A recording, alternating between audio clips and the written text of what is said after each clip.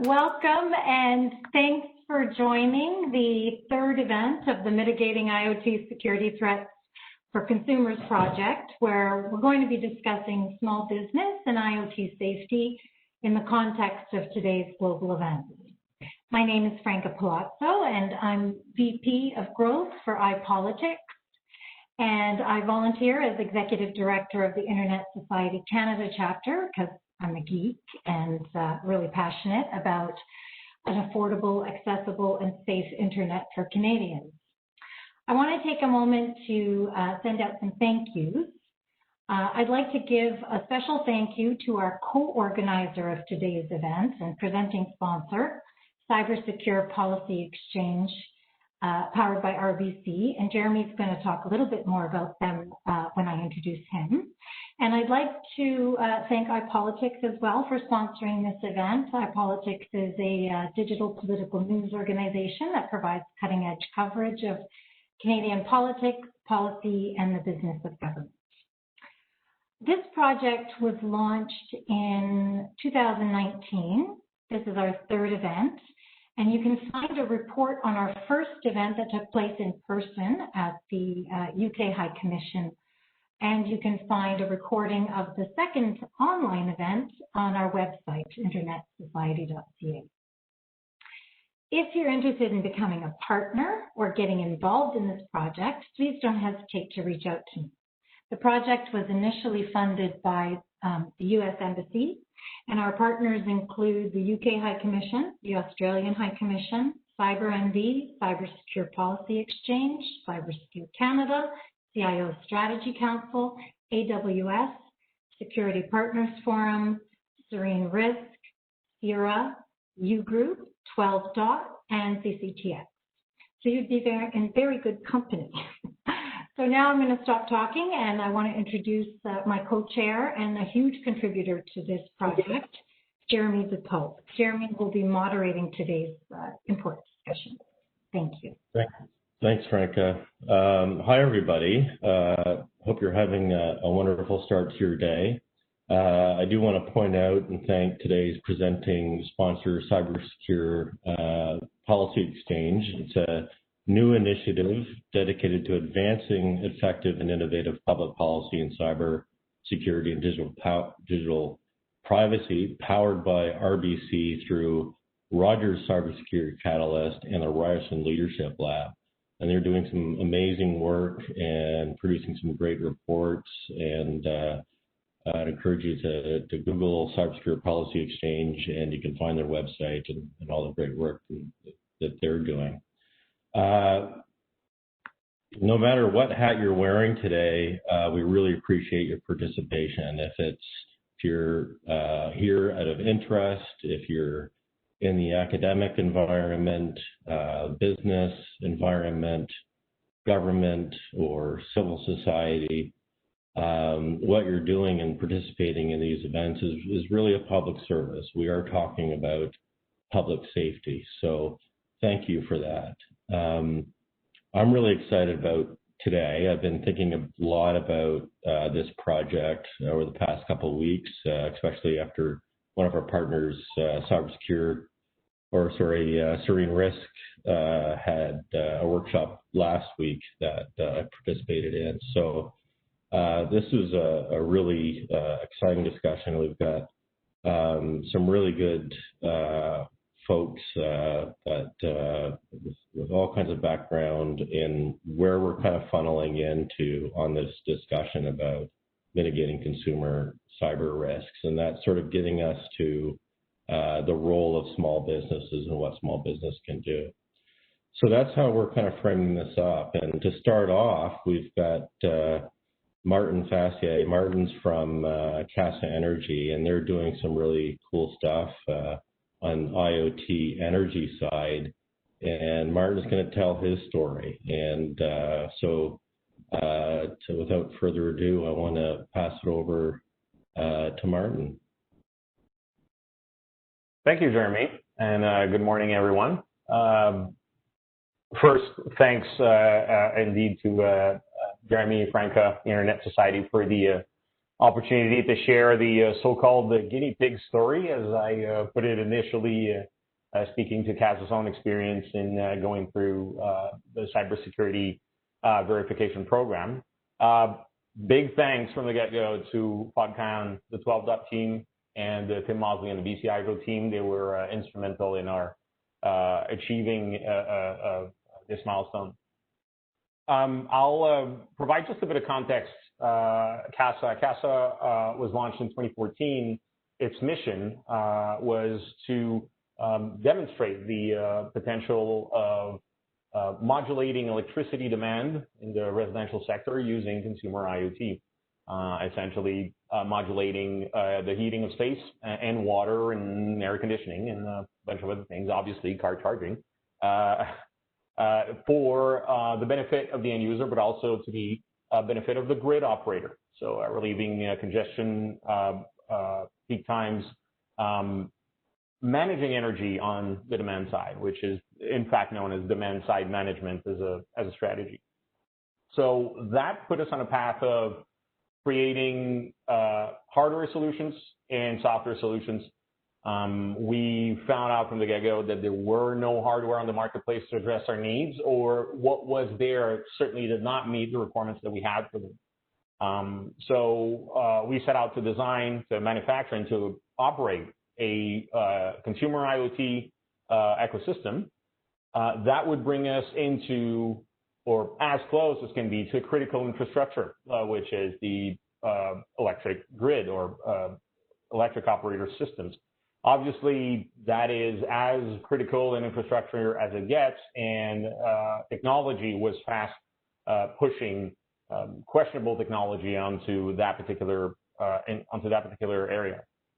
We built our system out of three core principles: privacy for the end users, resiliency of the system for the grid operators, and security as a whole, not as a byproduct, not as a item on the list, not as a page in the MVP, but literally as the foundation work for any kind of thinking around both the hardware and the software integration. And of course, that kind of led us down a bit of the what we jokingly call the Tesla approach, creating the perfect solution, which is perfect for everyone but our investors, because it's not commercially viable and it makes horrible spreadsheets.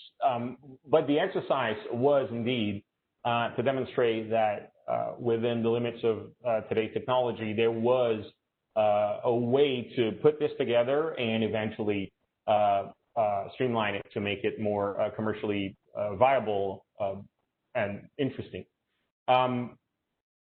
Convincing stakeholders, specifically flat out, specifically shareholders, about embarking on this journey was the first challenge. In the course of what we do, certification is an expected pain. You cannot manufacture an electrical device in Canada without going through certification. That is the law to sell electrical equipment in Canada.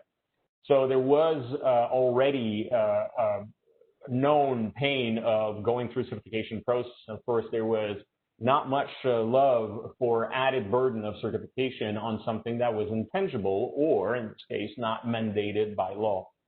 So convincing people that this was the right way to go was indeed a challenge.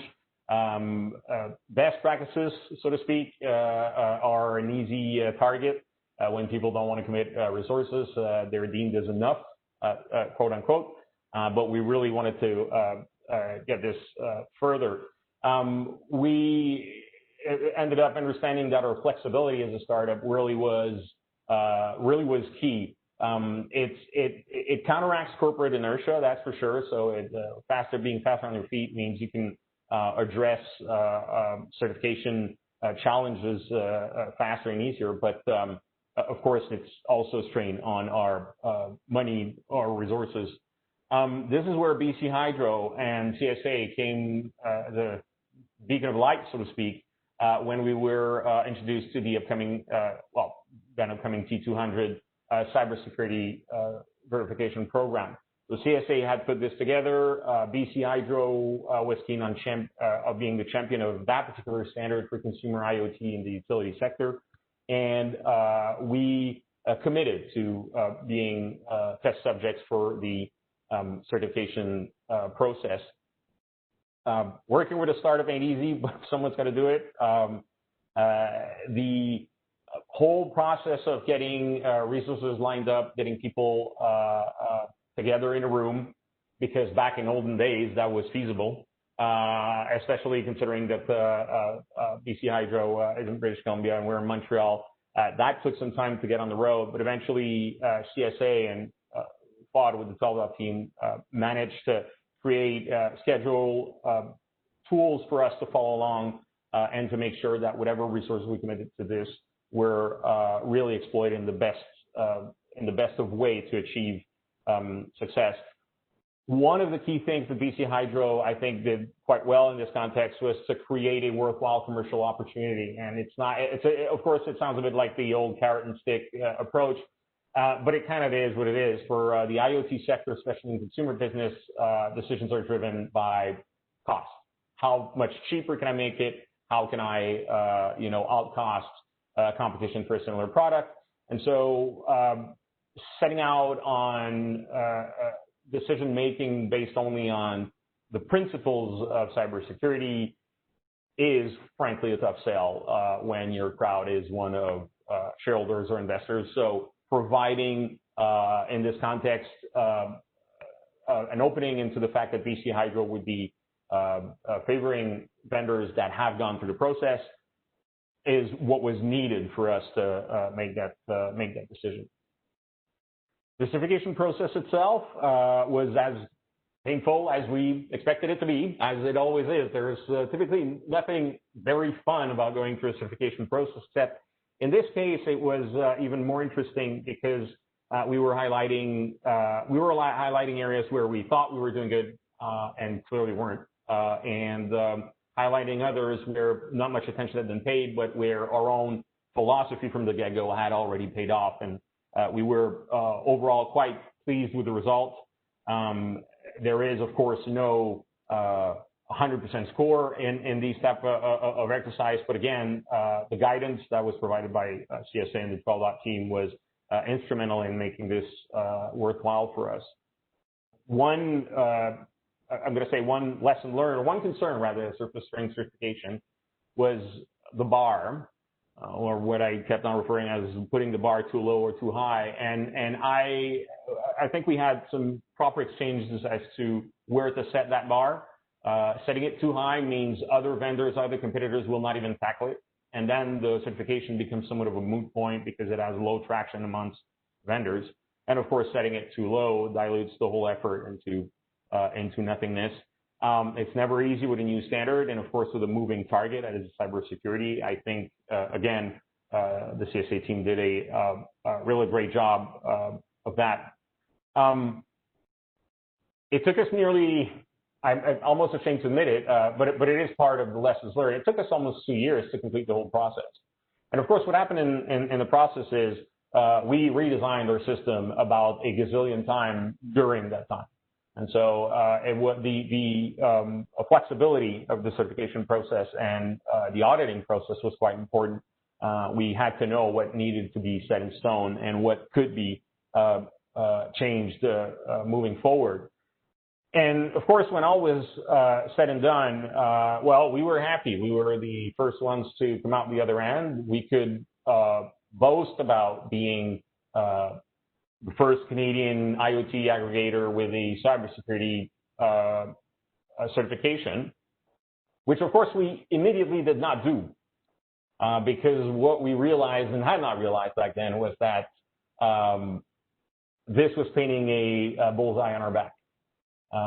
We are way too aware of the inclinations of certain internet groups for anyone that boasts a little too loud about cybersecurity. And so that, I think, is an important lesson learned for us, that there is the equilibrium between being boasting about cybersecurity and selling it as a selling point to our consumers, and creating additional risk to our own system is one that we are, even to this day, not quite comfortable with. The other aspects of what we found out during the process, the rising danger of the multi-standard or standard multiplication. A few years back, if you went to any kind of IoT conference, you would hear there would inevitably be the panel about standards and protocols, and of course, people would interchange those two quite happily. But the thing, it was fairly obvious that lack of coordination in standards was creating a ton of different directions for vendors to go into. We are identifying this as a potential problem, as from the vendor perspective, we're not seeing the public putting the importance on this that we hope they would, at least not to this day. That's, of course, a long-term objective, long-term game.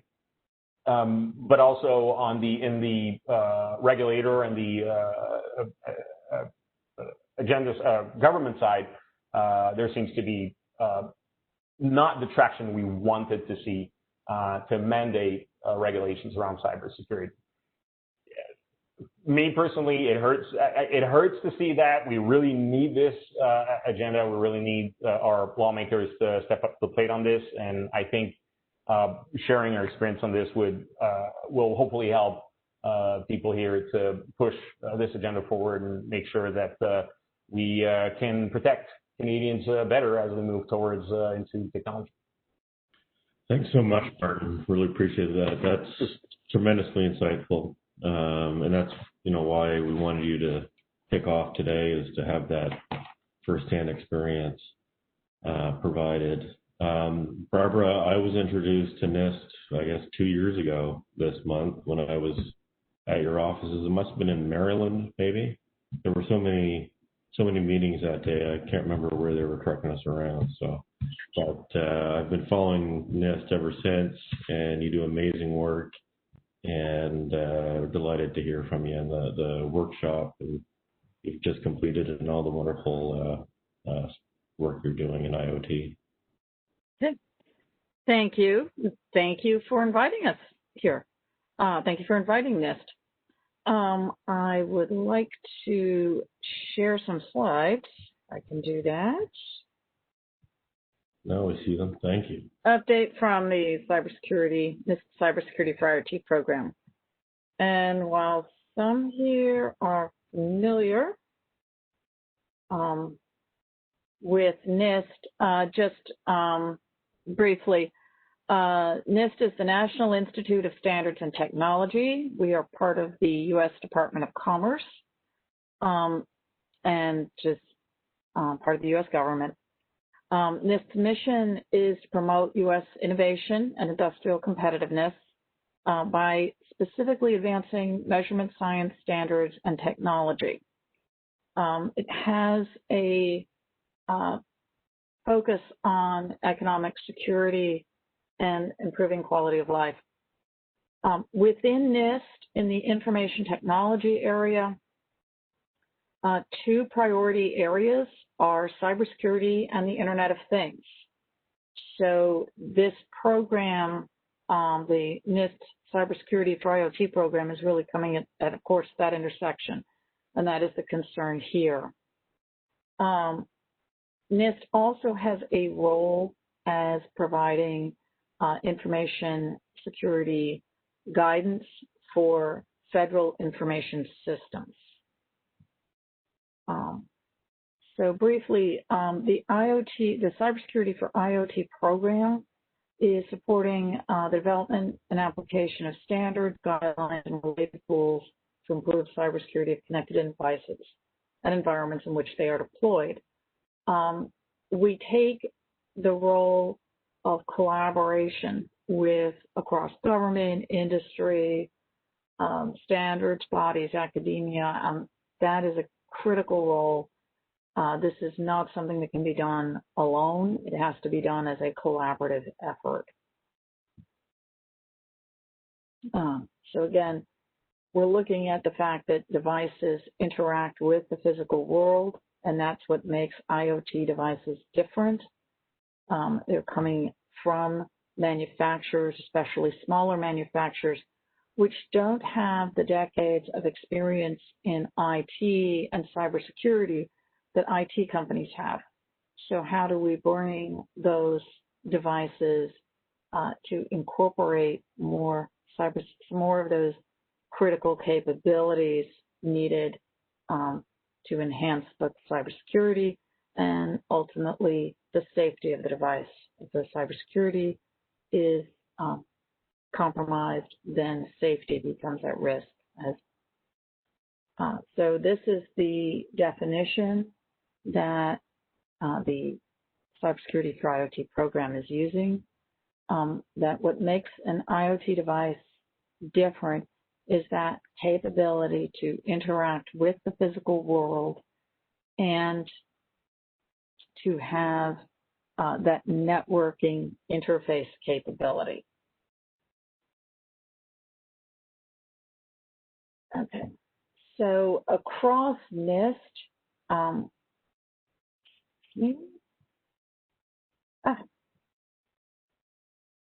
apologies. Okay. Across NIST, there are a number of efforts and lines of research which touch on aspects of cybersecurity for IoT devices. And what this program tries to do is collaborate across many different efforts.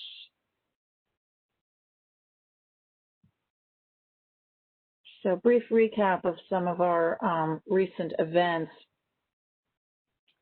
As you can see from the workshops, since the program was started in 2017, we focused on having those roundtables, workshops, in a variety of settings, variety of areas. Most recently was our workshop on the risks of consumer home IoT, and that was just last Thursday. I am advancing the slides. Can others see it? Seems to be. Yes, we can see program overview. You can see program overview. Okay. I'm on a brief recap. Is that visible? I think it. Okay, it's not. It does not. It seems to be advancing By itself. Yeah, it's both advancing and going backwards by itself. Okay, thank you. There you go. Okay, a brief recap. Thank you. So that was last Thursday. We actually had a workshop that was sponsored by our Cybersecurity Center of Excellence. That center enables projects to demonstrate specific cybersecurity solutions to problems, supporting collaboration of NIST and private sector researchers. So private sector companies come together within the NCCOE to solve specific cybersecurity problems and in a testbed environment. So the workshop last week was preliminary to forming any kind of specific project in consumer home IoT. This was an effort to identify what makes consumer home IoT different. It was talking about the market challenges, the issue of expectations and sometimes conflicting expectations about what the consumer's role should be in cybersecurity. And we had human factors researchers, we had researchers, cybersecurity researchers, members of the private sector, and manufacturer, and a variety of points of view brought together. It did raise some interesting points, and we will be coming out with a workshop summary on that. So in the area of publications, we developed the basis for a lot of our work is the Mr. 8228, Considerations for Managing IoT Cybersecurity and Privacy Risks, which cataloged some of the differences between expectations of capabilities that we have just routinely for IT devices that are not met by IoT devices, that are frequently not met by IoT devices, so that need to be spelled out more explicitly. Things like passwords, updating, a lot of the things we expect an IT device to do that IoT devices do not routinely do yet. 8259, so the 8259 series of publications is aimed at manufacturers. The foundational publication is on cybersecurity activities for IoT device manufacturers, and this is detailing activities throughout the life cycle of a device. Then 8259A is the core baseline of cybersecurity technical device capabilities that are needed to establish that the ability for the device to be securable. Then on GitHub, we have published a catalog of IoT device cybersecurity capabilities and supporting non-technical capabilities. These are things such as that the manufacturer also needs to supply to make the device securable: documentation, training, software updates. For example, the software update implies that the manufacturer is going to be able to do some things in an ongoing manner. Excuse me. This work is still ongoing, but these take the baseline and elaborate on it in more specific ways. Next slide, please. Excuse me. So the focus of our work is establishing that it is predicated on the fact that IoT devices are information system elements and need to be securable using the other cybersecurity controls that you're using within that information system. Excuse me. And that these capabilities are needed to implement other higher level controls. Next slide.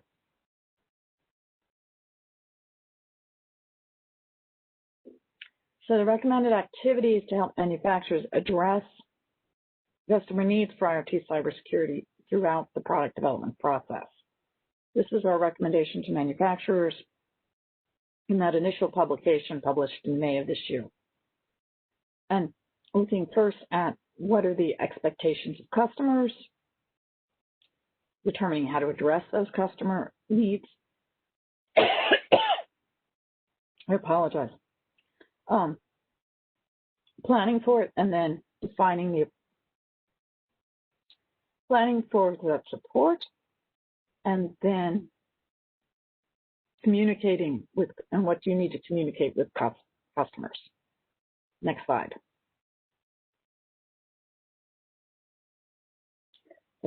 The core baseline consists of 6 cybersecurity device capabilities that we recommend be the baseline for all IoT devices, and that is device identification, device configuration, data protection, the ability to restrict access to interfaces, software update, and cybersecurity state awareness. Next slide.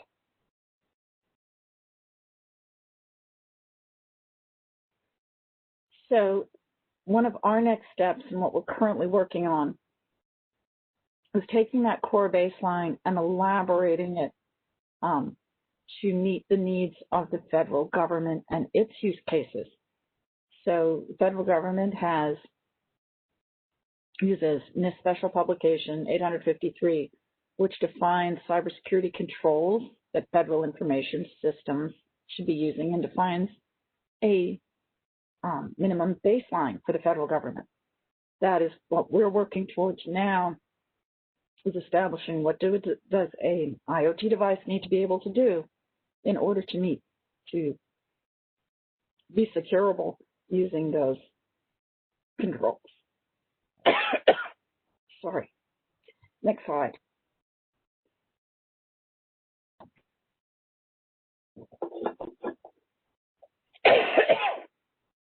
Apologize. So we are about to come out with a workshop summary from our Building the Federal Profile for IoT Device Cybersecurity from the summer, which was held in July. Some additional work within that 8259 family of publications, looking at what is that core baseline for non-technical and supporting capabilities that a manufacturer needs to address, how to create a profile from that core baseline to meet the needs of a specific sector, and then the profile that we'll be using for the federal government.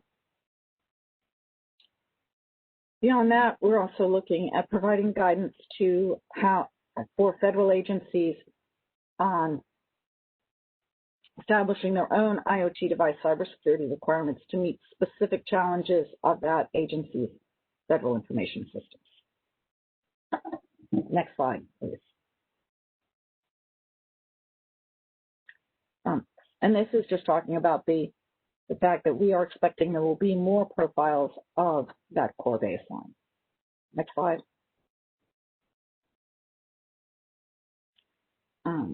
And again, this is more about the next steps in the federal profile.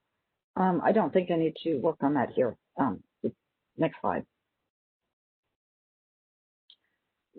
So we certainly take very seriously the issue of market fragmentation, the multiplicity of standards and direction that manufacturers are receiving, and we work across our different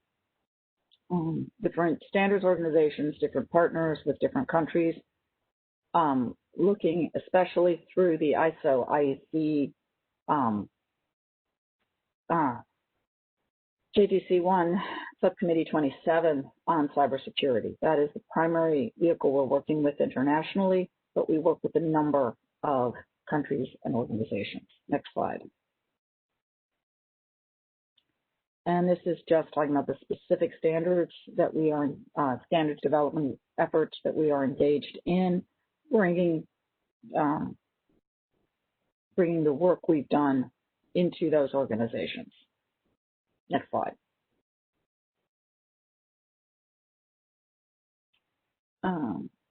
And again, we are about to publish in these areas. We expect a public comment period by the end. We'll start by the end of the year. That will have some publications out, and we will be looking for feedback and opportunities for further discussion. Next slide. Using our resources. Thank you. I think that's it. Thank you, Barbara. That's very helpful. It's certainly a lot of resources and a lot of work. And I know there's going to be a lot of questions there. I'd like to move now to Cybersecure Canada, to Earl Higgins. I'm running across Cybersecure Canada quite a bit now, just in my day-to-day work. So it's great to hear from your organization, Earl, and happy to pass it over to you. Thanks a lot, Jeremy. Yeah, I want to thank you guys for allowing me to kind of come and present the program and be a member of the panel later on. What I thought I would do is just give a little background on the program, where it came about, where we're at, just to add some more context to everyone's understanding. So for those of you who don't know me, I am the technical manager on the program. So I was brought in to help stand up the program and operationalize it following its announcement in Budget 2018.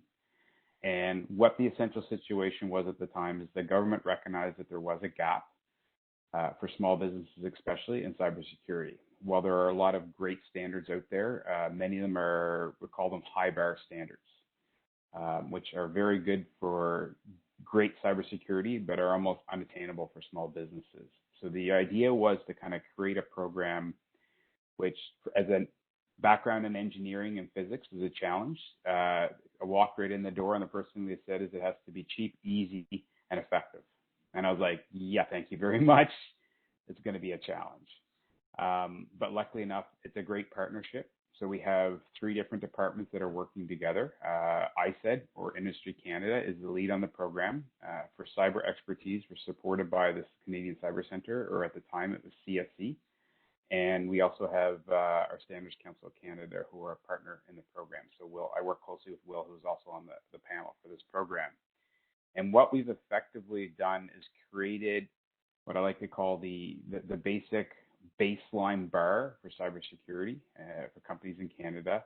And we really used the 80-20 rule. So the idea was, what were the best practices that could be put in place that would give the best return for value for small businesses. And the output of this is a document that's hosted by CSC. It's the baseline cybersecurity controls for small businesses. And it's 13 high-level controls, which if a company implements them, they'll get the best value for their money. And CSC worked to create them in such a way that it's diminishing returns. So start with 1 and work through 13. So, our first one's instant response plan. So if you're a small business, you don't know what to do, you want to get an instant response plan first. Of course, there's always exceptions. That's a challenge anytime you create a standard and you try and put them in orders. But it really was intended to be sort of a compromise between technical best practices, logical, and also too recognizing our market. Being Canadian small businesses, we also have to make it approachable in the sense that non-technical people have to be able to understand what we're asking and figure out how to implement it. And it's an interesting challenge, as I talked about, because there's an analogy I use. Will's probably heard it 20 times. But with cybersecurity, it's an interesting area where people have houses, they're willing to hire a plumber to change a dishwasher. But when it comes to cybersecurity, they want to be able to do it themselves. So it's an interesting sort of domain that we play in. And that was sort of the stage when we came in. The program itself right now is in year 3 of 5 that we're funded, at which time that we'll go back to our center and request for additional funding. It's designed that way so that we can take lessons learned as the program is rolling out and evolve and make corrections and changes as we go through to ensure we're giving the best return for small businesses. The objectives overall from the program when we started, aside from this sort of challenge of making it cheap, effective, and easy, is it also had to increase the baseline for small businesses to be a tool that they could use to increase their cybersecurity, but also to be more resilient. So there's a trade-off there, right? It's not just about putting up a strong wall. It's about surviving attacks, being able to continue to do business. And there's another analogy that I use quite often. If you have a small business and something happens, do you need to be able to fix everything, or would it be better to throw out your computers, walk down to Best Buy, grab another computer, put your information on, and continue to do business? It's not effective cybersecurity, but it's effective resiliency because you're still able to do business and move on from there. And that's sort of the balance with this program. The output, which we're now working with, is we do have a certification program that is operational. We are using the baseline cybersecurity controls as interim standard, while we are working with the CIO Strategy Council to develop a Canadian national standard for small businesses, cybersecurity standard for small business. So effectively what we're doing is we're seeding the process with the best practices and evolving it into a standard. In the meantime, we develop a certification program that does the assurance against the interim standard. And at the end of it, companies that have successively proven that they're in compliance with that standard are certified by these third-party certification bodies, and then the government grants organizations the use of the official Government of Canada Cybersecure mark. So it's a little trick in there. But the real analogy to anyone that's looking at it, everyone should be familiar with Energy Star. If you've ever gone and bought an appliance, it has a nice Energy Star symbol in there. And that's the model that we are trying for. Perfect world down the road, maybe we'll be able to get grades on there like you do with Energy Star. But the reality is right now is you got to start with a baseline, because that then is a tool that can be used for small businesses to know what to do. Because cybersecurity is a journey, and the challenge was there was a huge gap. And it was the objective, the ISO 27001 series and the others were too far out. For small businesses, they need to know what to work on. So by creating the standard, you basically get, and forgive me, I'll go back into my old physics training, you get a vector. You need a direction and how much work to do to get moving. And this is what this becomes. It's a baseline standard, so companies know which direction to work. And then the best part is because there's a certification program tied to it, an assurance model, they have a way of measuring progress. But they can use independent auditors. They can use companies to measure progress towards achieving those goals, which becomes the certification. And that's a great tool for businesses because they can work towards something and know when they've achieved it. And then they have the added benefit of once they've achieved it, they can demonstrate that to others. It could be against other companies. It could eventually be against for government procurements, or it could be just for internal needs such as boards of governors and medium-sized organizations and those. So it can really become an all-seeing tool, and that's what we're starting to see now. We're starting to see large primes ask us about it, and maybe they're looking at to improve their cybersecurity by taking our tool and asking their subcontractors to use it. So it's not a mandatory, it is voluntary, but voluntary is one of those things that big companies can make it mandatory for others. And that's how we've set the program up. To date, we have existing currently right now 4 certification bodies. We're working, should have a 5th on in the very near future. We haven't had a lot of companies certified yet, but that is because even though these are best practices, it's still a big ask. It's a lot of work to implement the 13 cybersecurity controls. And we're currently at, I think it's 5. We just did another one yesterday, and we're starting to see more and more companies interested in the program and really leveraging the tool sets that are around that. And just to finish off on the last point, now that we've created a program, we've created a baseline, we've created the assurance model and the certification, the next step really is starting to round out those tools and build in the gap. So we're trying to develop some e-learning, to trying to create that guidance that people understand now that they know what the objective is, how to get there. We're trying to work with others to figure out there is a market, like how can they support the program? Well, now you can offer services against that standard, and you can explain to companies what is being offered when you walk into a local ISP and saying, I have a small business, I want to do cybersecurity, I don't know.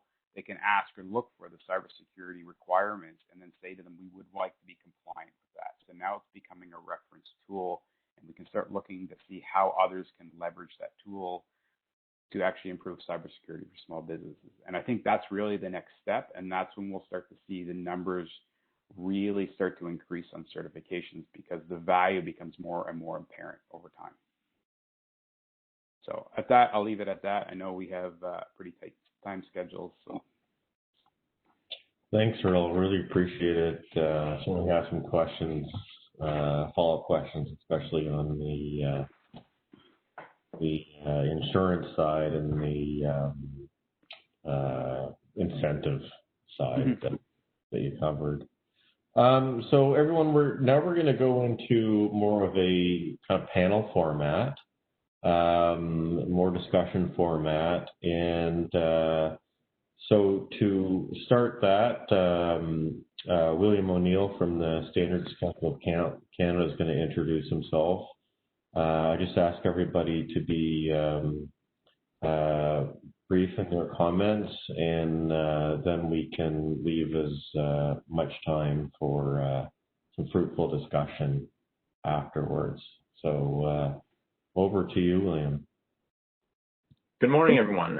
So my name is William O'Neill. I'm the Manager of Business and New Program Development for the Standards Council of Canada. Standards Council of Canada is celebrating our 50th year this year. We're the national standards body and national accreditation body for Canada. We're a crown corporation of the federal government, reporting up to government through ISED.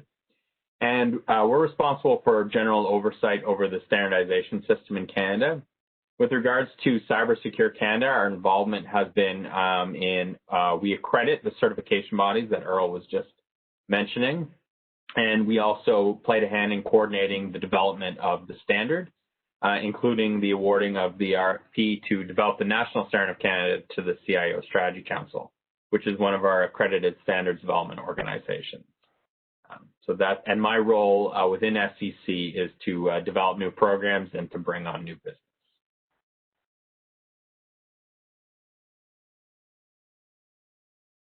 Sorry, thank you, William. It's fantastic. Sumit, it's great to have you here from Ryerson. Thanks, folks. Great to be here. My name is Sumit Bhatia. I'm the Director of Communications and Knowledge Mobilization at the Rogers Cybersecure Catalyst. The Cybersecure Catalyst is a not-for-profit owned by Ryerson University. We're supported by partnerships with the private and public sectors. And our focus really is to really bring collaboration into building the Canadian cybersecurity innovation ecosystem and be able to create access to opportunities and be able to address the challenges that we are seeing in the cybersecurity landscape. So there's 4 key areas of focus that we have: training and education, where we have programs very specifically designed for specific groups such as women in cyber, displaced workers in cyber, as well as new Canadians in cyber. We also have a business accelerator where we support Canadian scale-ups in cybersecurity, and we have an active public education and policy arm, which is the Cybersecure Policy Exchange in partnership with the Ryerson Leadership Lab. It's great to be here and looking forward to this discussion. Thanks, Sumit. It's great to have you here. Olivier from Microsoft, it's a pleasure to have you with us today. Thank you very much. So my name is Olivier Charon. I'm based out of Montreal. I'm part of a group called Security and Compliance at Microsoft Canada. My main focus precisely is to present our solutions, to present our cybersecurity solutions to our customers. So focusing either on what we call the modern workplace and also on the IoT space. So I'm very focused around technical aspects of those solutions. So I'm a technical pre-sale resource for Microsoft Canada, assigned for East. So East includes federal government, the provincial government as well, and commercial sector.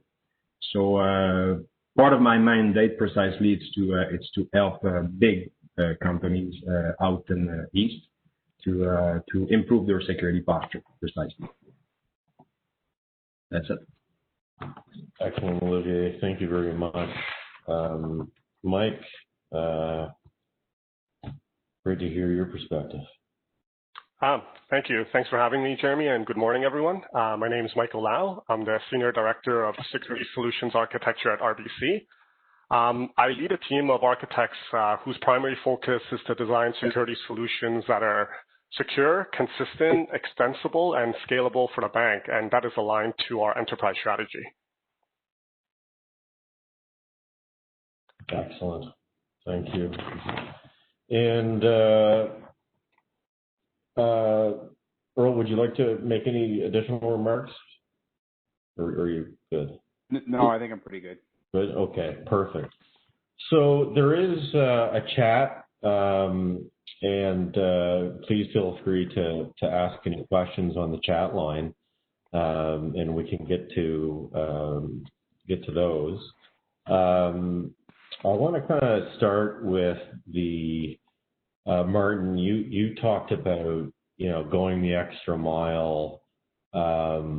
Was reflected in what Barbara, I think what everybody has said, Barbara and William and all about sort of the incentive side. So when I mentioned I'm seeing Cybersecure Canada more, and one of the reasons I'm seeing them more is we'll see companies that perhaps are getting government funding, and the government funding, because they're in a particular sector, they're required to go through the Cybersecure Canada process.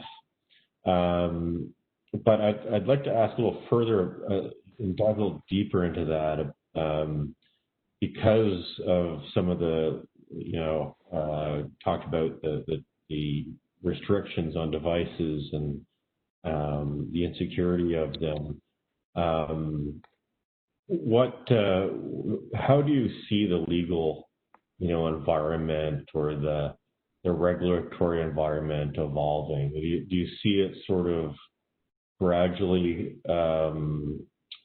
becoming a norm, or do you see sort of more enforcement required? And that's some of the things that's come up, and I want to recognize the incentives that we are sort of hearing that are not legal. So Martin, I wonder if I could ask you that first. Well, I sure wish we would see faster progress towards a regulatory framework that would be restrictive, that would be, I guess restrictive is the best word I can come up with. I mean, we all want the same thing, but of course, when that thinking is applied against commercial thinking, that's where I can candidly say, gets thrown out the window. So unless there's something at the end of it, it's very hard to convince people to get on board. The level of awareness from the general public, I think, is going in the right direction in terms of privacy. But the link between privacy and cybersecurity in the general public side is not clear. And so from a vendor perspective, from a commercial perspective, it's a tough agenda, because unless there's the proverbial gun pointed to your head by the regulator, there's frankly, candidly, very little incentive to put out the effort and the money needed to do this right. I guess the bar is really set at the bottom by how much liability are you willing to take on. It's a sad truth, but at this point, it's kind of where I feel it's at in the consumer IoT world. And industrial, I will agree, has a different direction to it, but my perspective is really consumer IoT. And maybe I'll sort of point that to Barbara too, because you're developing a number of standards. You had your workshop the other day. How are you seeing it in the United States in terms of, the incentives for adoption, kind of, at the more specific level? There's the incentives for adoption. What is the direction of the market?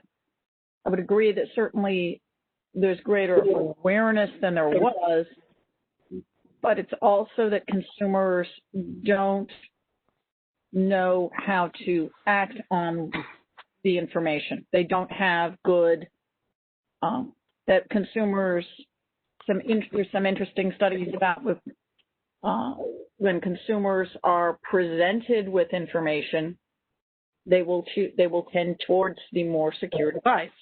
But it's how do you make that information available? So some of this comes back to confidence mechanisms. How do you establish whether it's labeling or some equivalent of the Energy Star ratings?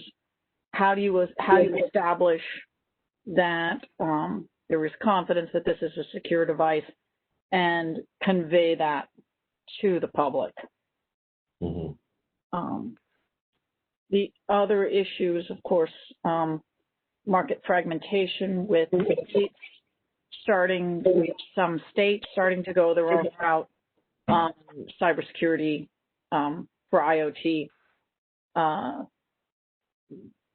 creating different having different markets with different states, creating regulation that can further fragment the market, which is not helpful for manufacturers trying to get those economies of scale. So we are looking at all of those issues. And Earl, I was sort of putting you on the spot there, and William as well.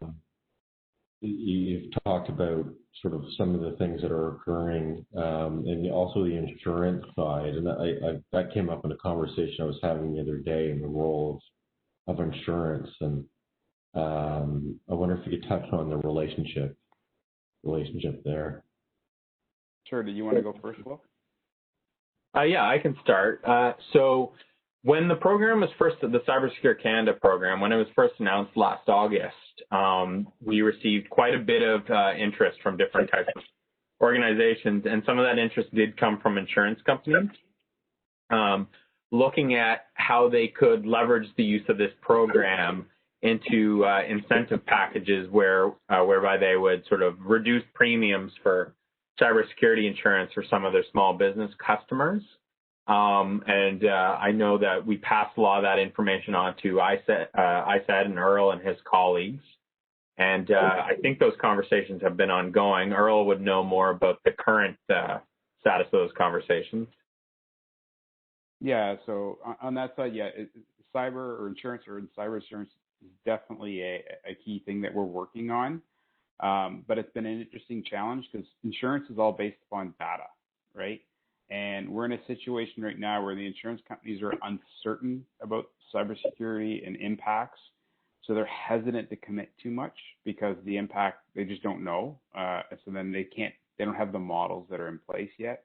And we did see a significant step back with the COVID. I think COVID-19 definitely is impacting the insurance industry, and they're focusing on other priorities. So that has probably slowed down the adoption of our program or similar programs around cyber insurance. But there are use cases out there which are proving successful.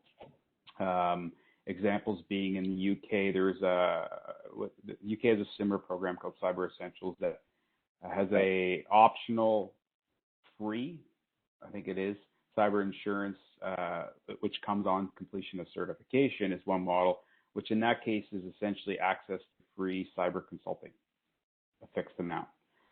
So the insurance is just something that you can draw upon to reduce the impact in that case and to recover the operations. And we are seeing other organizations looking at sort of combining, leveraging insurance in our program, but it's not really being led by the insurance companies. It's being led by a middleman who's trying to set stuff up as part of other services that are being offered. So I think it's coming. I think it's just they need the data to justify the model so they can control liability. And someone once told me with insurance industry, it can be a bit of a two-edged sword because you can help reduce premiums or you could drive premiums up for everyone else. Yeah. Because they see the higher liability. So it has to be approached the proper way. Yeah. Thank you for that. That's very helpful. Olivier, you're right in the middle of the modern work. And Earl mentioned, COVID-19. Wow. It's been just a massive, step forward that we were predicting, but not this fast. Yeah. How are you seeing this when you look at the interconnection between, the home, people working from home, and then, going to the office, or, 2 days a week here and then 3 days a week in the office, or, that cross-section of threats of vectors at the home that can kind of enter into the workplace? I must say first that companies are struggling. Struggling because we're discovering a lot of, the threat landscape is so evolved. I think the opportunity for attackers to get into your information, to compromise your identity, to do those kind of things, to just get access to your corporation, it is a big problem that we see. It has been a drastic evolution, like precisely the federal government and the provincial government as well. They've been hit very, very hard on that aspect. Not because they've been compromised, it's just because they instantly went from office to a remote working environment. they were not prepared to face those challenges. And in that context, I was implicated into multiple projects to bring, for example, teams to those offices and ministries and agencies as well. So, and our mandate was precisely to implement what we call a zero trust model. So in that context, it was quite new to everybody. Quite new, not because they haven't heard about the term, but it's like they realized quickly that the tools that were in place were not fit for the needs. And precisely, we had a lot of influence on those aspects. Like Microsoft has been very, how can I say, focused in helping those corporations, not specifically only big ministries and so on. I've been also implicated in doing job with the smaller businesses to implement those same principle, because we're offering basically solutions for the big corporations, but those fit quite often for small businesses. So it was a lot of challenge, I would say. So I have multiple examples I cannot say over this call, but I think by adopting what we call a zero trust model, and that is again something that should be put in place into the IoT world as well, considering that the communication are not how can I say, flowing as it used to be, as it was defined, for example, in the Purdue model. So I think there's great challenges that we will see in the near future, but the businesses are adopting fast, I would say. So that's the positive things of what I'm seeing currently. Tools are there, processes are there, the motivation is there also. So in a sense, that's what I can tell. That's what I can say about all of that. So hope it answers the question. Yeah, I think it displays, the reality, and that's something that I'd like to hear what Mike's perspective is, with the amount of what has to be protected in that environment, and what you're seeing. I guess I can't help but think about masks, and we can't get people to wear masks on many occasions. So how are we going to get a lot of people on the consumer side ready for cyber in terms of basic cyber hygiene? So, with all the potential with standards and et cetera, we'd love to hear your view. Yeah, so a couple things come to mind. The first is just around the sheer amount of data that's being collected these days, and the way, as a result of COVID-19, how people consume that data, right? It's a much more distributed model now. People want to consume data, whether that's on their personal devices, whether that's remotely. There's no longer that central point we call, a physical office per se. I think that boundary has really shifted. So one of the things we definitely have to consider is how do we, adequately certify devices so that, consumers, employees, just general public can have the level of assurance that whatever devices they're consuming the data on, that it's safe to do so. Another thing that we've all really touched on already is just around fragmentation, right? I think it's difficult to, unless there's, I'll call it a gold standard that comes up. Choice, when businesses and consumers are faced with choice, it leads to inaction a lot of the times, right? And I think part of the challenge is when you're presented with all of these options on, which certifications to pursue, ultimately it leads to no action at all. So I think one of the key things we need to look at as well is, can we put some effort around, just hauling in that fragmentation so that we can come to one or two standards that gets, bigger and mass adoption. And I think in that way, it'll incentivize companies to follow that route. Yeah. And Martin, well, first I'd like to, I guess, go to Sumit. You're studying this, and what you've been doing research into kind of adoption and so forth. So I'd love to kind of build on this and get your perspective. Yeah, absolutely. I think so. We know that the proliferation of network connected devices, or IoT, offers unprecedented opportunities for businesses as well as consumers. That's a given. We're building off of that platform, but with a rush towards making these devices smart at somewhat of a rapid pace, what we're losing is the ability to monitor and control the data they're collecting, including limited visibility of what data they collect, how the data is compiled in a data set, from different sources, and with the purpose of building algorithmic models around workflow, operational triggers, behavioral patterns, and so on. Now, that poses some significant privacy and security challenges for both the individual and the business. We just saw a report come out by Nokia last week saying IoT device takeovers surged by 100% in 2020, right? And we now know IoT devices are responsible for over 32% of all infections observed in mobile and Wi-Fi networks. That's a significant jump. It's double that of 2019. And that's going to continue to grow. As we just saw Mike point out, there's a rapid business transformation initiative taking place within this SMB sector. And that includes using assets in the production line or for workflow automation. And it's understandable. They're trying to find ways to be more efficient, more productive, maintain their bottom line.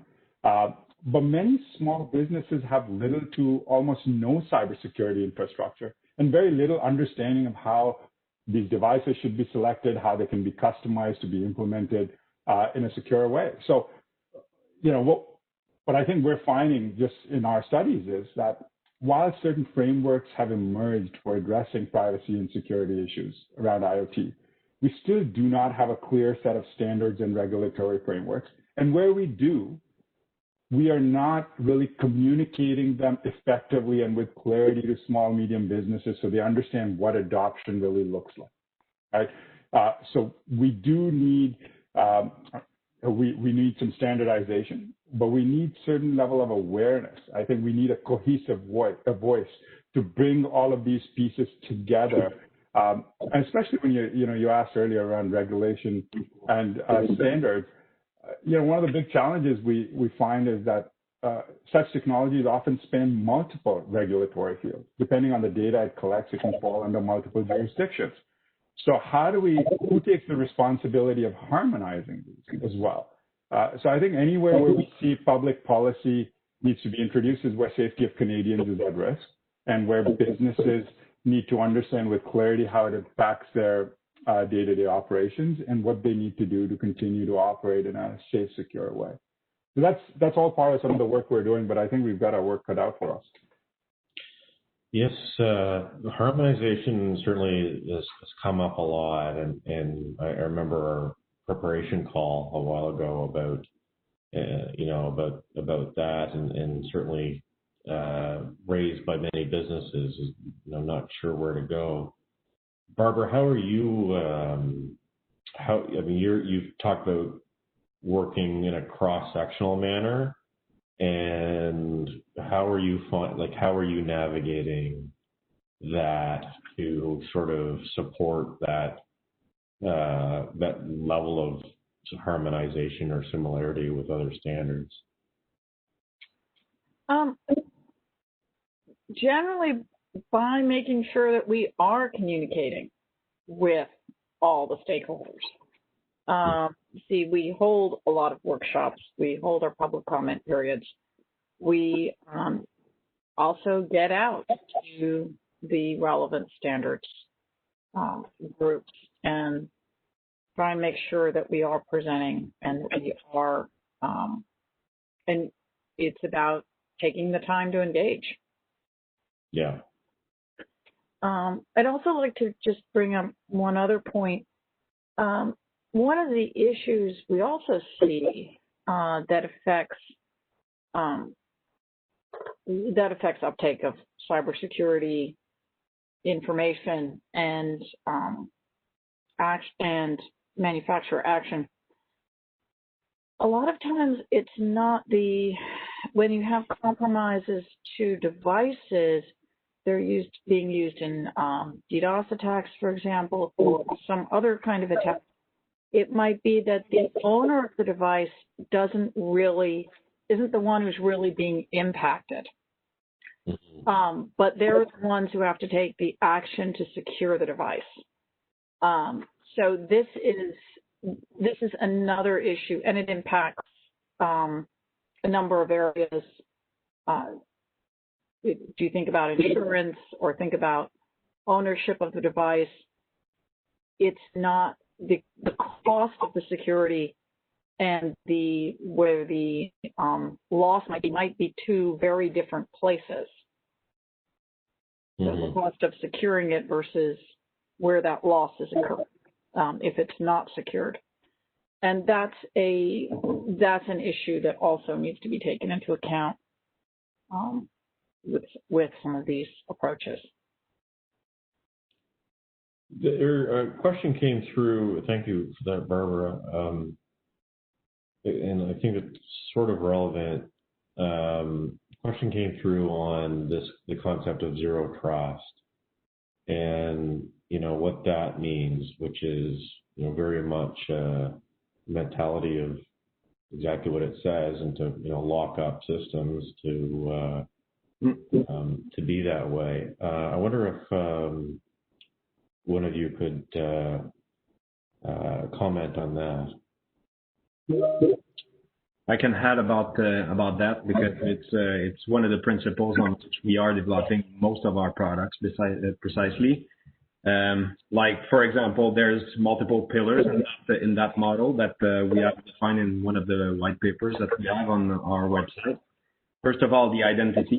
So the identity, it's not to trust somebody with a correct username and password. You need to add on top of that a multi-factor authentication mechanism. So that's absolutely mandatory in all the scenarios that we've described so far. As to on the question that you've asked previously, where what do you implement first with remote worker? So in those projects I was involved in, it's to secure the identity first. Then after that, to secure the device, to Barbara's point there, it's like quite often we've seen the device as a jump point to compromise additional resources in the corporation. So to do lateral movements, to do some recognitions inside the corporation. So one of the main points there also is to not trust the device. And in that context, precisely, it's to put in place some configuration policies, compliance policies to make sure that those devices gets verified before they access the information in the corporation. So by doing that, so if, for example, the device gets compromised, so we can detect if the device is still healthy, so with what we call a conditional access. And then once the conditional access kicks in and evaluates the device, if the device is not secure, you instantly block access to corporate information.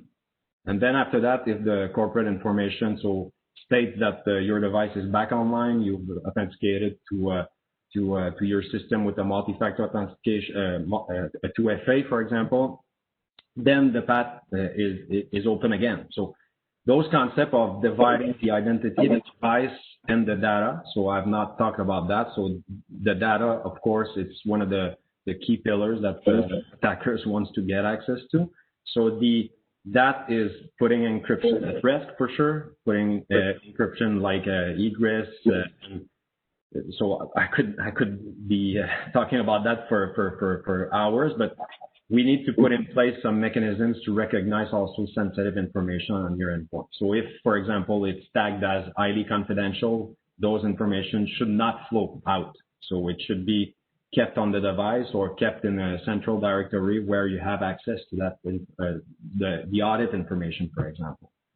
And I was talking about the Purdue model just previously to that. So we are seeing a lot of gaps into that model precisely, and Microsoft is helping into defining those zero trust standards into the IoT world as well. So there are great references on our website. Again, invite you to just look at it. But we tend to say that the principles that lies into securing a device and identity and information should be considered in the IoT world, especially because we've seen those vulnerabilities from a device perspective in the past. We're trying to bridge that gap with solutions.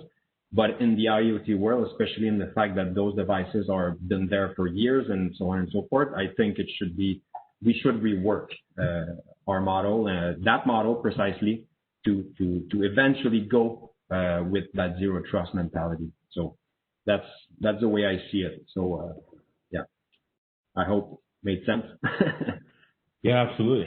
So you're throwing it out there, zero trust. I would love to hear from others as well. You know, I think Olivier has already brought up a number of good points, but I'll just, add a couple more dimensions to it. I think one thing we also need to look at is, granular access to data, right? I think historically, once somebody gets access to the network, they get access to everything. And I think part of looking at the zero trust model is looking at, okay, like what do they actually need and what do they actually have access to? Which in most cases is not everything, right? So it's looking to segment out that access. I think that's important. And one more thing is around just the identity, right? So, Olivier touched on device health and device compliance, but I think the entity itself also has, certain compliance elements to it, right? Something that we've looked at is, has this person committed any, security violations? Have they completed all of their required security training, as an example? So these are things that can also, I think, segment, a secure user versus somebody that's higher risk. And if they're higher risk, then we don't necessarily provision access to, let's say, more sensitive data. So I think those are some additional elements that can be incorporated as part of zero trust. Okay. And if I may, there's actually it is part of the lessons learned in our CSA certification process. We initially set out creating the device side and the server side as our own safe space, quote unquote, in the areas where we were in control of what was going on and where we were satisfied with the level of security. That focus, of course, being because our devices rely on the user's internet, which is inherently unsafe. That is our primary postulate on this. The process led us to realize something is that we were not set up to recognize if a device, so if an equipment was masquerading as a device. So it is we would take our own device being manufactured by us as a all pass, you can green light to the server. And so we kind of eased towards the thinking of zero trust. Like we didn't take it up as a philosophy at that time, but we worked our way to saying, okay, so it's fairly simple. We trust nothing and no one.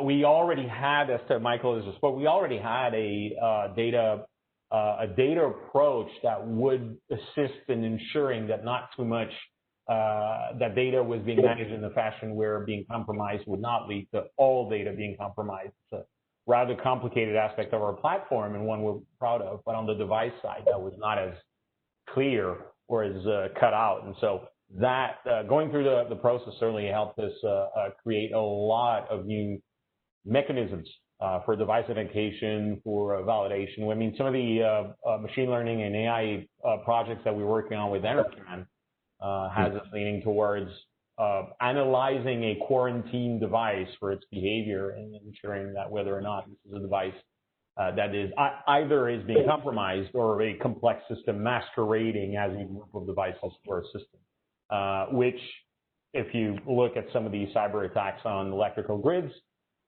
might become the next big thing, compromising a large group of devices that control a large load, therefore creating inertia on the grid and host of problems. Thanks for that. Anybody else like to weigh in on that one? Hi, Jeremy. It's Earl here. I just have one question I'd like to throw. Like, I love zero trust. I love the concept, but having worked a lot with the small business population, this sort of solution is a very technically advanced and mature model. And like I said, I think it's fully effective. It can be done very well.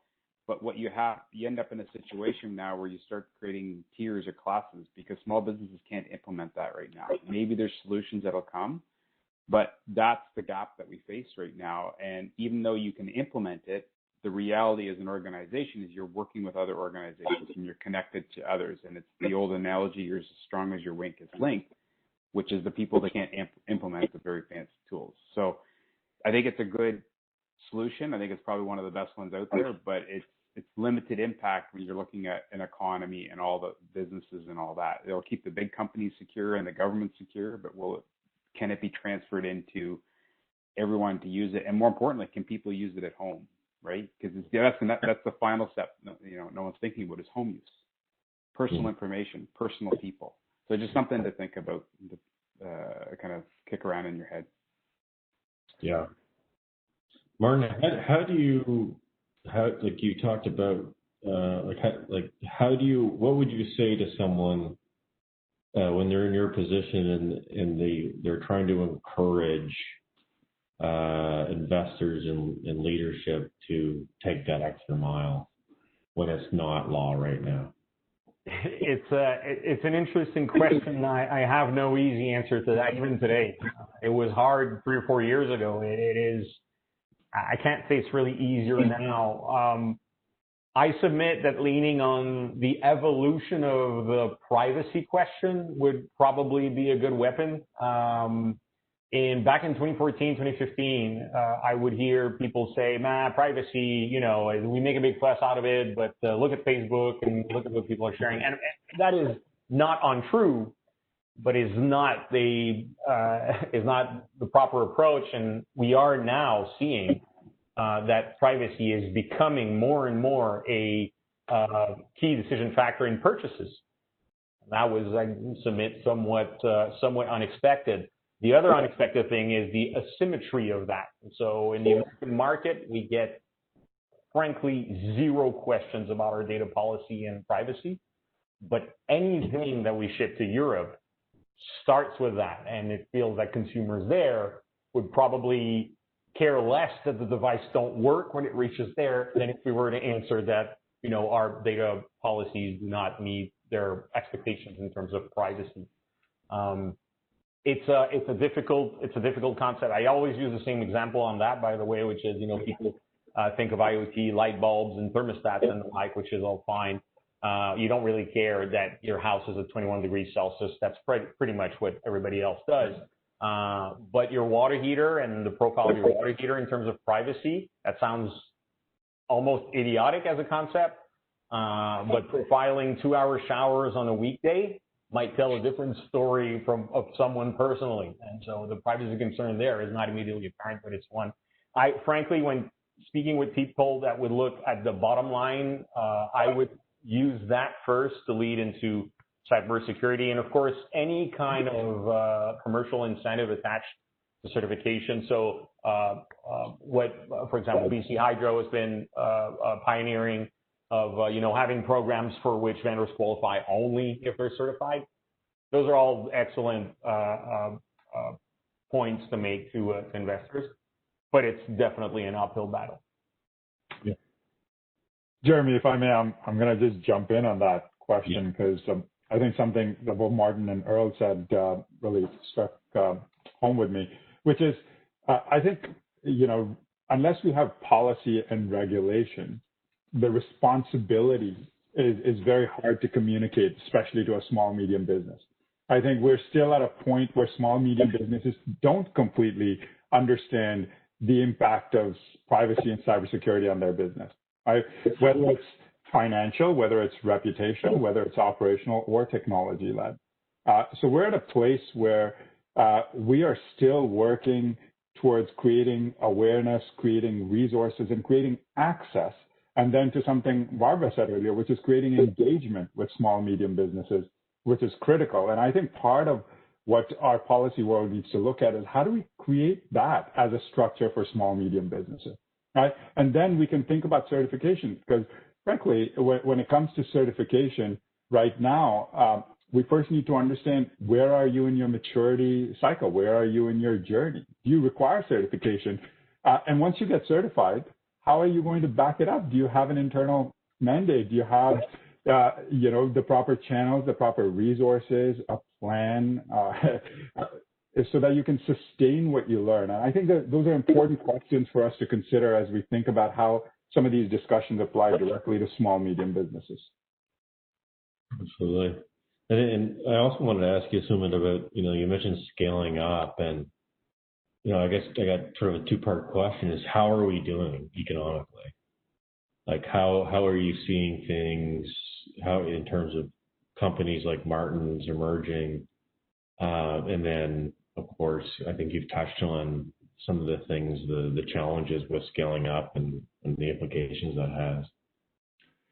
Yeah, so as I mentioned earlier, we actually have a business accelerator specifically for cybersecurity scale-ups, and we've seen a tremendous response. We're running our first cohort right now.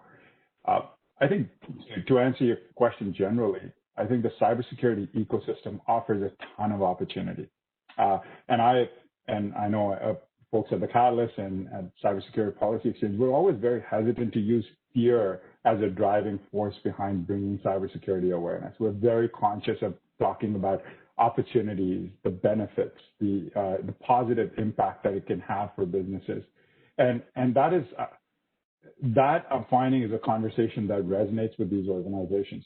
But to answer your question directly, I think we definitely need more work. We need more participation. We need more organizations. And we need to create support structure for these organizations to thrive, because I think there's a lot of work happening. There's a lot of startups in this space, but we still see a significant task they have to engage on to really see success and mature in a way that they can have a positive impact on the industry as a whole. So while we're seeing some good steps being taken, I still feel we're at the early stages of our journey when it comes to really scaling up the industry as a whole, both from a consumer perspective as well as from an organization and opportunity perspective. Mm-hmm. Thank you for that. We talked about labels and the Energy Star label. Is it possible that we could be, consumers could be over-labeled, or there could be, there's going to be that Energy Star, cyber, all kinds of things? Is that a bit of a risk? And then I'm just going back to zero trust. Martin. I'll yield to William for now. I've been talking a bit, but I do have an opinion on this for sure. So that's a great question. I think the short answer is yes, there's definitely a risk to that, because you have to understand, and Martin knows this, I'm sure, better than even I do, because I'm at the other end of the chain, but every time you add a label, it adds costs to every level, in the chain. And I mean, at the end of the day, that's what, it's all about the bottom line for everyone, right? So you do have to balance it out with, what's the most important aspect. I'll yield to Martin here for his thoughts.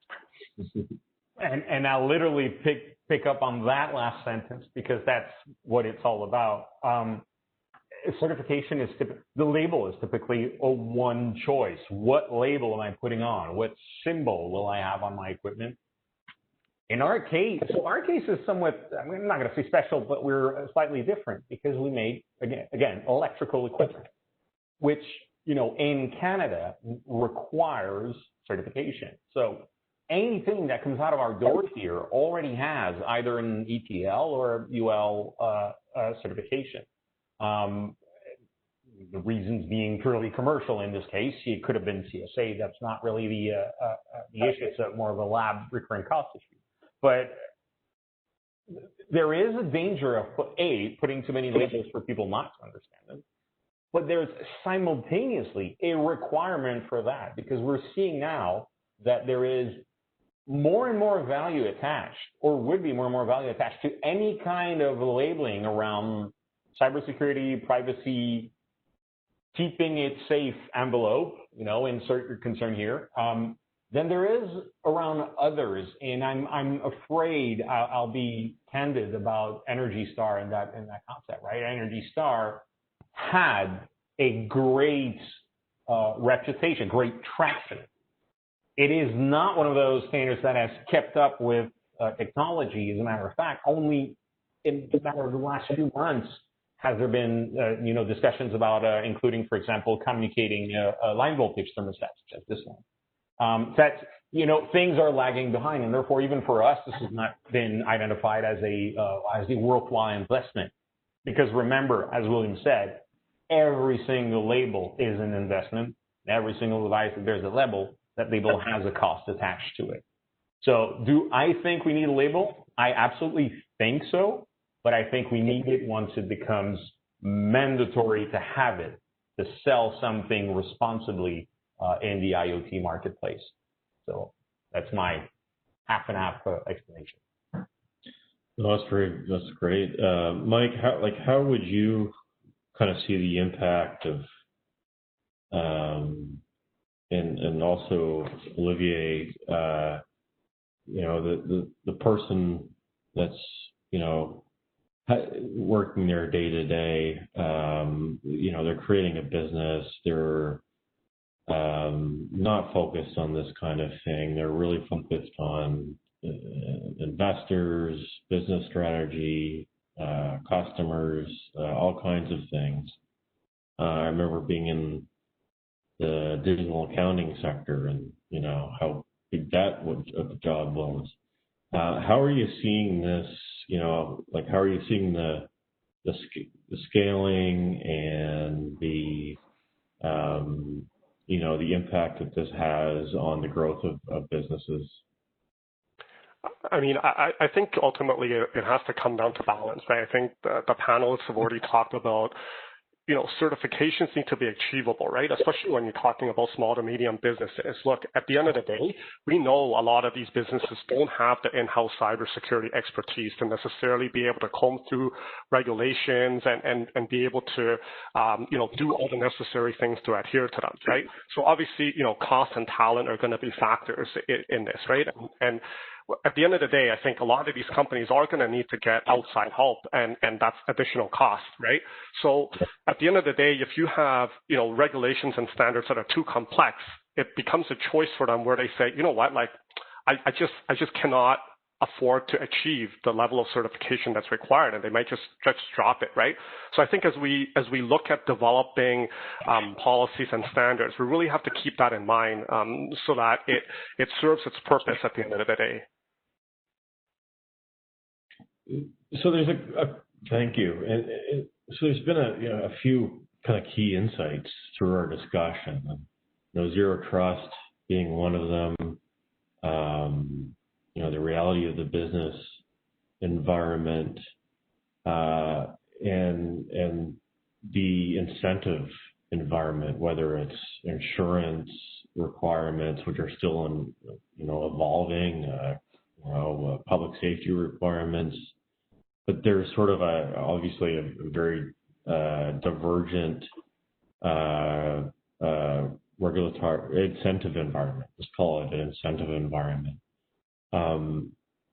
If you were to say to us, where should discussion go next? Because we're funneling into this concept that really consumers, small businesses need a lot of support. And the incentive environment, from what I'm hearing today, and feel free to disagree with me, seems to be an important part of that. But regulations are costly. They can be difficult. They have to evolve. We kind of have a need to move now situation. So how would an incentive environment work in realistic terms? And Robert, sorry to put you on the spot, but with all the experience that you have and all the stuff that NIST is doing, I wonder if you could touch on that.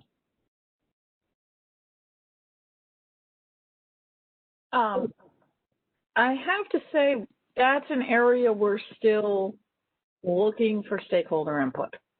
Mm-hmm. Okay.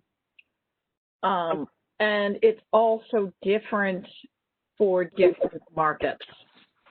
So the consumer market is one market that is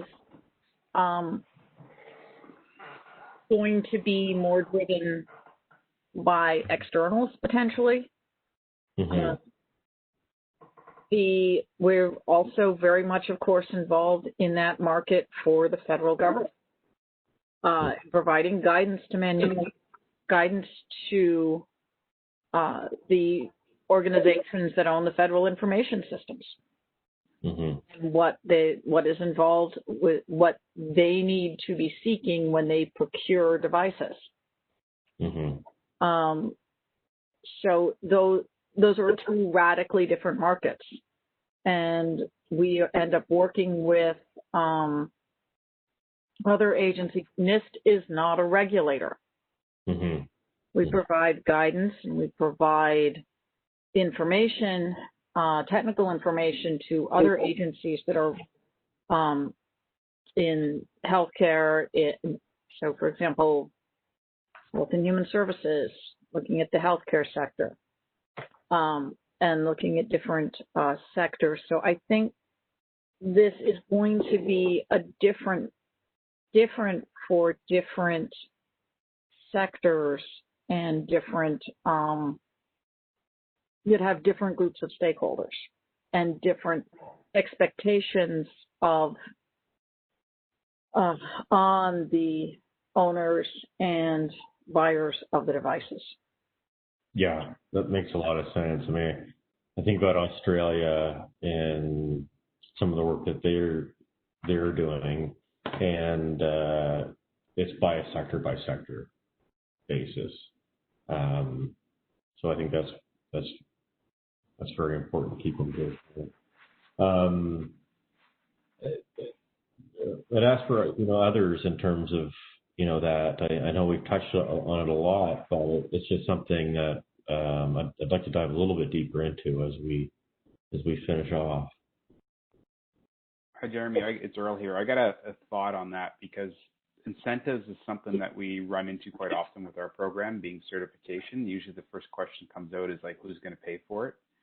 I'd like to, instead of incentive, I think people should look at support as the word, because there seems to be a resistance around incentives, or more an acknowledgement that if governments step up and provide money or incentives to achieve a state, that typically just causes a increase in costs in that area.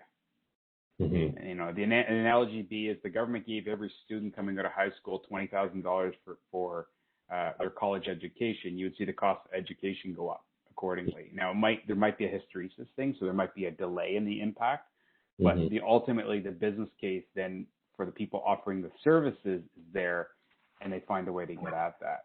And I think the incentive isn't the need. The need is support. So I think that's where we, realize who's going to support the companies in achieving those states. What tools are available, and that could be programs offering a standardized minimal guidance, which achieves the same thing, but it's a bit more structured. It can be tailored to a bit more knowledge. It could be, who's the responsibility to put the support? Is it a governmental one, or is it a prime or a large organization, or an industry level one? So small businesses are typically part of industries, and maybe like the Dental Association has a responsibility to develop the advice and guidance to their members. So I just turned the question around, because I think there is, in my experience so far with incentives, it's usually about, well, how much money are they going to give us to do it? And then there's the back end of, if the government is not giving money, we're not interested in supporting for some of the bigger primes. So it speaks to the business case there. So something perspective to think about on that one. Or does it make a difference in who I can sell to? Yeah. That's a market one. Who am I getting access to? And that's where regulations sometimes come in, or requirements. Very good point. So it's definitely a complex question. I'd submit that guidance is probably as, if not more valuable than any kind of incentive. And just in our perspective, we took on certification for cybersecurity in the same light as we would the Canadian Electrical Code. Buy the book, open, read it, make sure your design complies with this and send it off to the lab. Of course, that is not how cybersecurity is done. And so, again, you know, we were lucky enough to have guidance. And I guess that, even more than any kind of monetary incentive that we would have gotten out of this, was valuable for us. Very good. I don't mean to pick on you, Olivier, but I mean, you know, you're right in the middle of it. I'm in the middle of. Well, dealing with customers on, you know, on the technical side, and how, you know, what they're facing, and in terms of, I think the right word now is supporting. Yeah, supporting, absolutely, because one of the main challenges that I'm seeing with customers, it's really the lack of special resources, so specialized resources, I would say. So I don't know how many resources in the US. I've seen a statistics on saying that there's going to be a shortage in cybersecurity resources or specialized security resources. Already we're facing that. So so that's going to be a challenge for us to just manage that reality. And I think maybe products will bridge that gap at some point with automation and machine learning and AI. But unfortunately, there's going to be a necessity to just train additional cybersecurity professionals to face that reality that the companies are living daily. So daily, we're seeing companies being hacked. So and we're involved. We have for example, to just give you an example, we have what we call the dark team at Microsoft. Those are the special forces, I would say, that are basically implicated to recuperate the whole environment of a customer. So those guys, those personnel, those individuals are so stretched these days that I'm kind of afraid to foresee what will be coming next. So and we're seeing also in the IoT, just to talk about that. By 2025, we're seeing that 21.5 billion connected devices will embark into that equation. So into that reality of and it will unfortunately introduce additional risks. So that's kind of, I'm painting a very big picture there, but it's just to see that just to make everyone realize that it's a huge challenge. Aside from compliance, aside from regulatory, and it is just a reality. We are dealing with this daily, but as for hackers, they don't care about that. So we just need to be faster than those individuals. So I'm a bit concerned, I would say, like because it takes time for us to define those strategies, those standards, and for companies to be compliant. And but again, while we're asking those questions and discussing, hackers are in the back end trying to compromise the environment, and companies, again, to go back to your point, from a support perspective, we see clearly that companies are not equipped. That's sad, but and again, I can talk about the cloud. I can talk about Microsoft, what they're currently doing in the cloud to embark those companies to make automatic assessments alongside with what we're defining from an AI perspective. But it's but that's a different story. So, but it could be a tool at some point for companies, smaller, medium, or large companies. But again, that still need to be communicated to those companies. We still need to educate, and again, time is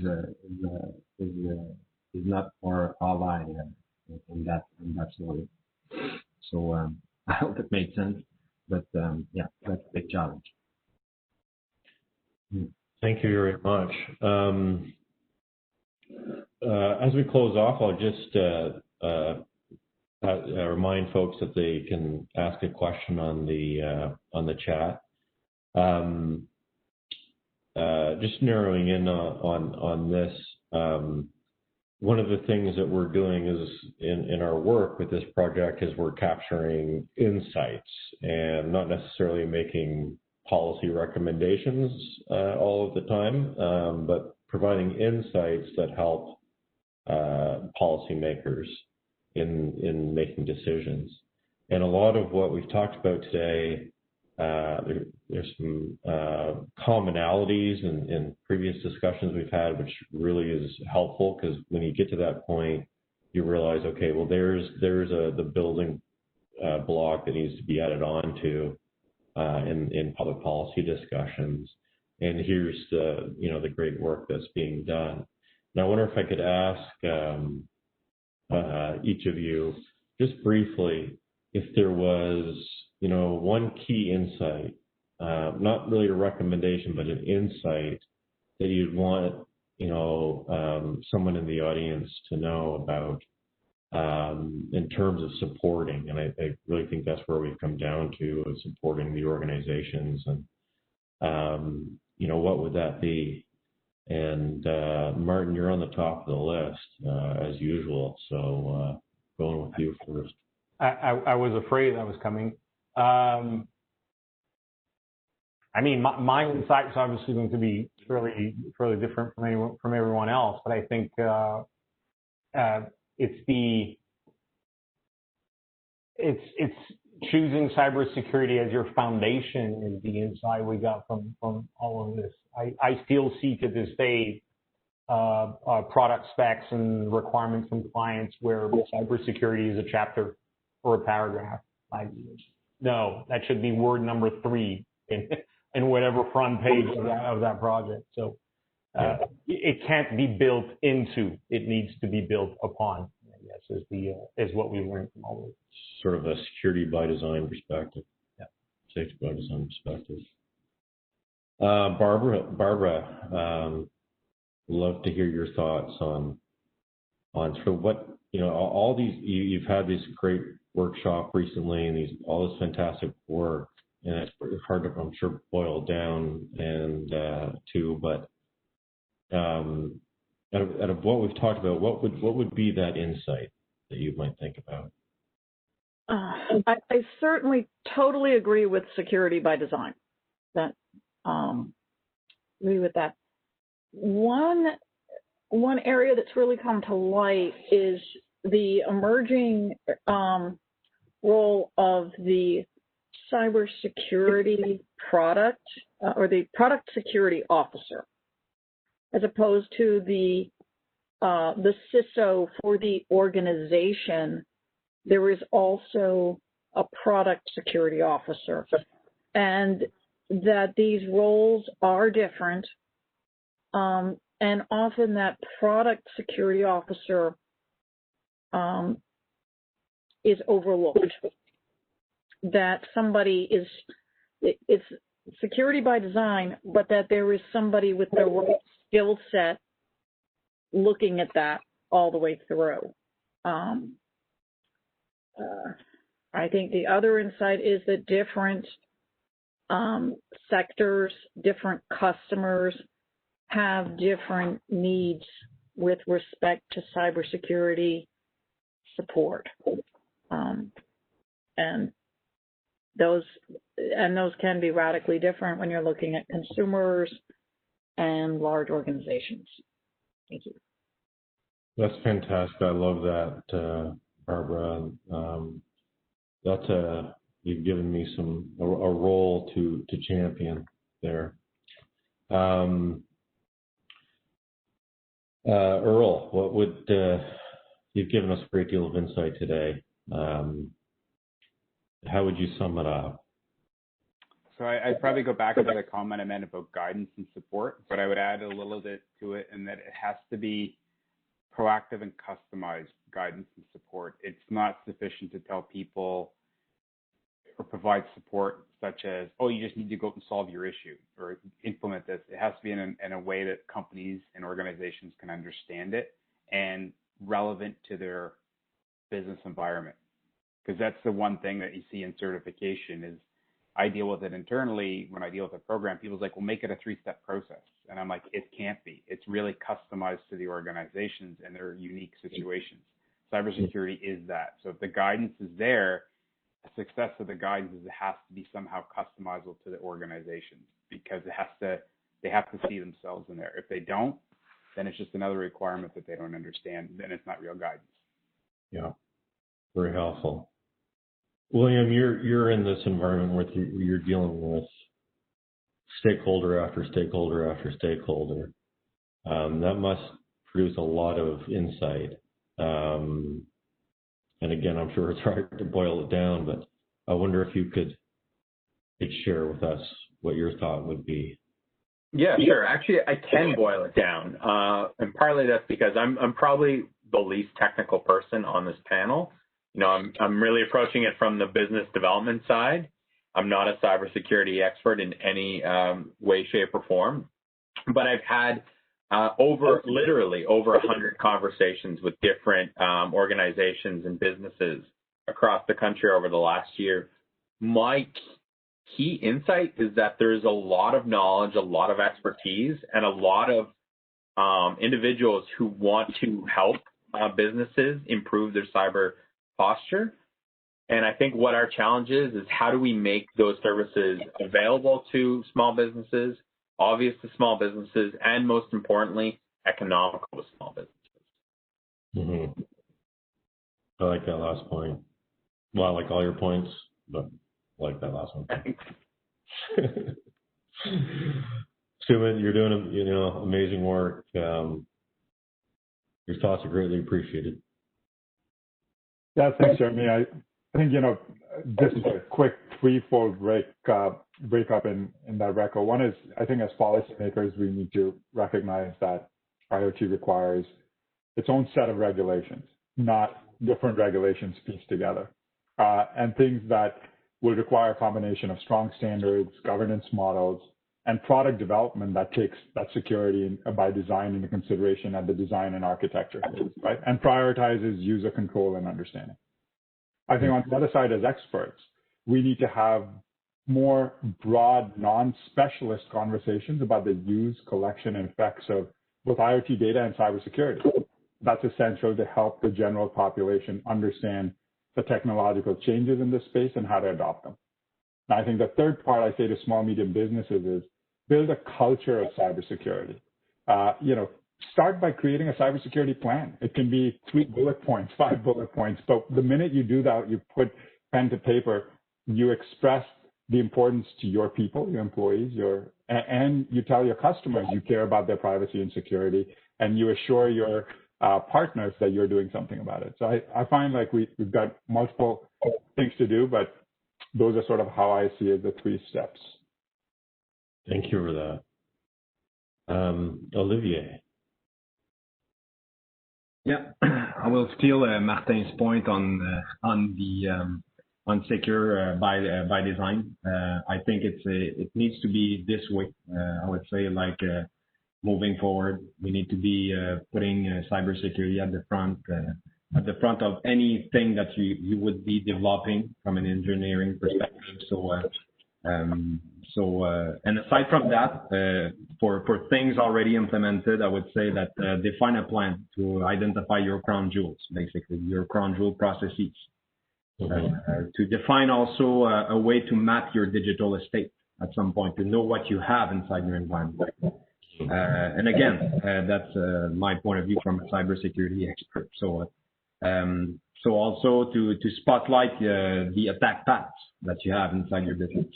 So we have tools to do that. So for tools already in place, how do you map those resources? What are the kill chains that could be exploited eventually inside your business to just gain access to your information? And then after that, you mitigate and you protect. So again, this is really, really important in my point of view. Also,